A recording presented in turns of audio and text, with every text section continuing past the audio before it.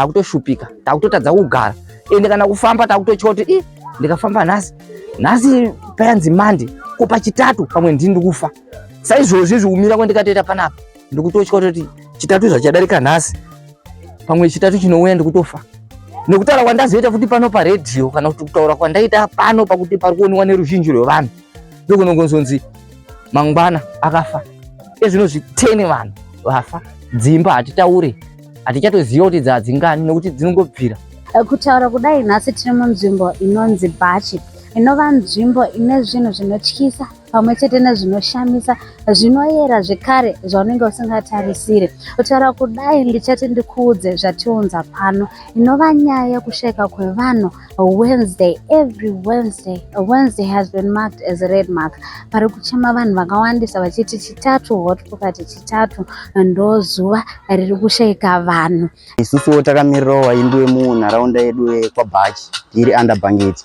Takarwadziwa nechiitiko chiri kuitika munzvimbo yedu, takazosvika pakunyora nziyo taona kuti hazvingarambe zvichidaro. Saka tine nziyo yedu yatoda kuti tiimbe. Zvisinei, regedzai ndidai. Tava kungotiwo tikadarikawo paChitatu, tiri kutochema zvisingaite. Tava kungotiwo tikadarikawo paChitatu, vanhu vakuviga zvisingaite. Pazuva tiri kuisa munamato katatu, vanhu vakutsanya zvisingaite. Ndikuchema vanhu vari kupera, mumwe neumwe ngaangozvinamatira. Kutaura feya isu taakutotya, tinogona kungofa iye nhasi. Ndati vanhu vaenda musi weChitatu, atori mahwani vevanhu vaenda musi weChitatu. Kutaura feya imi hasi mufani. kumari ndakava kutoita kunge kumba, hatichabvako takugara tiriko.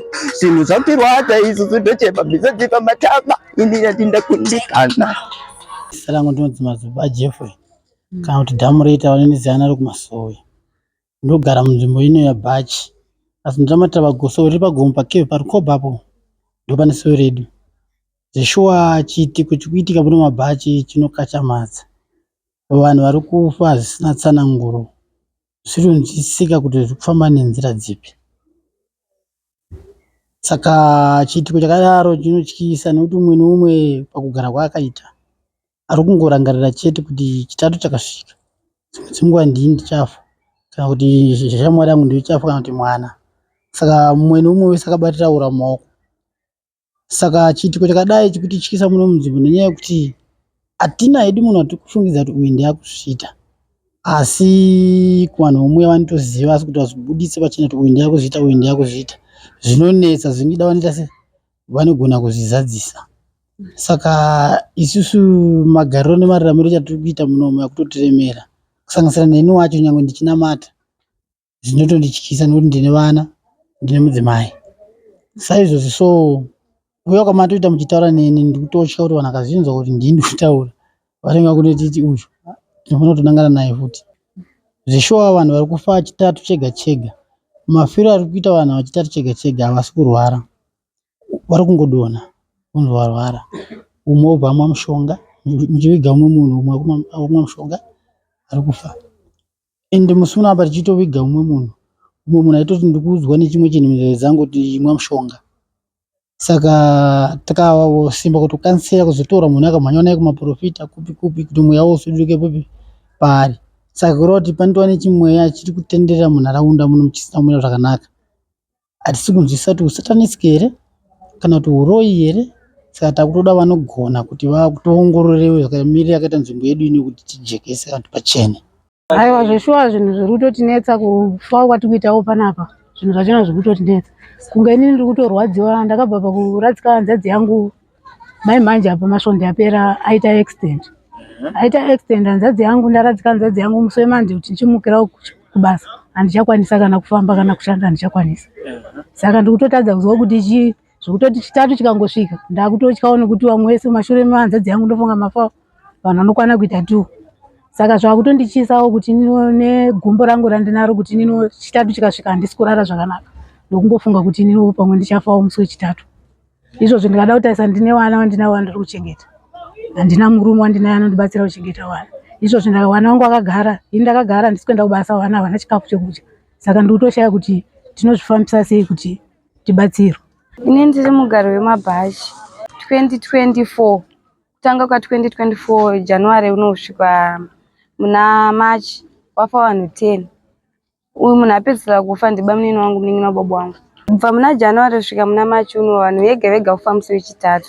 Zvinhu zvekutoti kusvika musi wechitatu unotorwa nehana kuti pamwe ndiningi anenge atorwara unototya kuti vanhingi vevaya vanzi vashaya. Unongotonzwa zvinhu zvisirizvo kuda kurohwa nehana. Chipiri chikatongosvika mangwana echitatu wakutorwa nehana kuti iri chitatu chitongosvika zveshuwa unotonzwa kuti hakusisina munhu. Muno mudistrict redu reBhachi street kwaBhachi. Bhachi iri mukati meBhangeti. Mune varoyi. Hatitaure hedu nemazita. Kune vamwe vanhu vakajoina satanism. Hatitaure nemazita. Toda kuti mutibatsirewo ipapo because dzimwe hama dziri kufa ihama dzangu.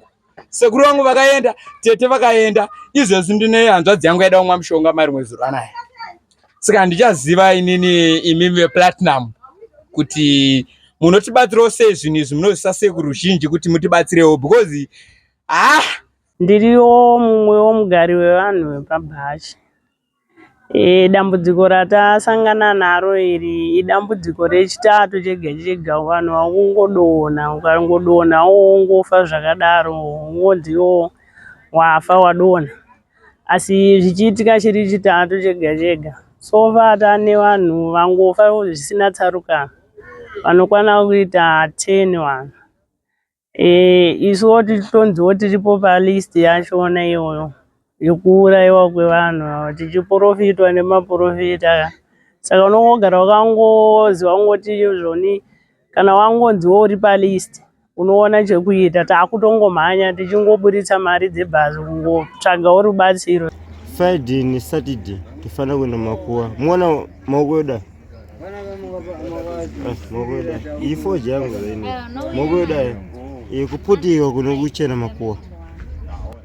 Saka totaza zoti torara masei nyika yeBhachi panapa. Tiri kungotya patinenge tiri nokuti chitatu chinosvika here kana kudarika. Tinenge tichingotya kuti pamwe ndini chitatu chasvika pamwe ndini. Saka zviri kutityisa kunyanyisa. Tinozoti vanhu vanorwara. Kuti every mwara atitori every Wednesday. Pawiki. Yamwacho matori masudden death. Zvingoti munhu atongodona. Ari kumunda. Munhu atongodona ari kumba pake. Wazvishamisa tinozoti tsaona iriko. Asi machitsaona acho inotora vanhu every Wednesday. Toshaya kutozoti zvinhu zvazvinenge zvichiita.